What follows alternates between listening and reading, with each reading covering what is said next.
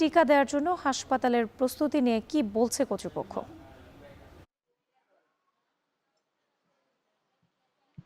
রাত্রি মৌলভীবাজারে 250 শয্যার সদর হাসপাতালে এই মুহূর্তে আইসোলেশন ওয়ার্ডে ভর্তি রয়েছেন 25 জন, যেখানে বেডের সংখ্যা 20টি ছিল।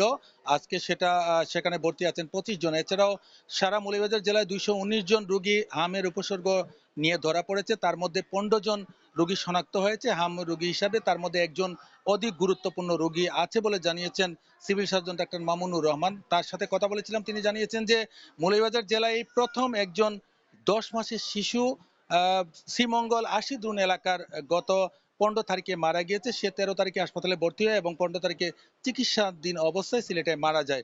মৌলভীবাজারে এই মৃত্যুর ঘটনাই প্রথম। এছাড়াও কিন্তু প্রতিদিন হামের রোগী নিয়ে হাসপাতালে ভর্তি হচ্ছেন।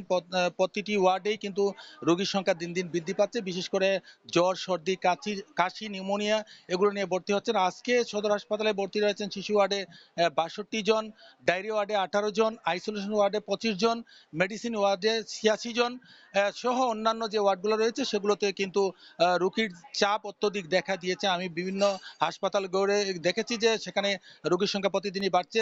হাসপাতাল তত্ত্বাবধায়ক প্রণয়কান্তি দাস জানিয়েছেন যে প্রতিদিন রোগীর সংখ্যা বাড়ছে এবং আউটডোরে প্রতিদিন 13 থেকে 1500 রোগীর চিকিৎসা নিচ্ছেন। সার্বিক বলা যায় মৌলভীবাজার জেলার প্রতিটি হাসপাতালেই কিন্তু রোগীর সংখ্যা বাড়ছে। আইসোলেশন ওয়ার্ডে সৃষ্টি করা হয়েছে এবং রোগ নিয়ে চিকিৎসা নিচ্ছেন রোগীরা। তারা বলছেন যে ভালো চিকিৎসা পাচ্ছেন। এছাড়া ডাক্তাররা বলছেন যে তারা রোগীদেরকে চিকিৎসা দিতে হিমশিম খেতে হচ্ছে।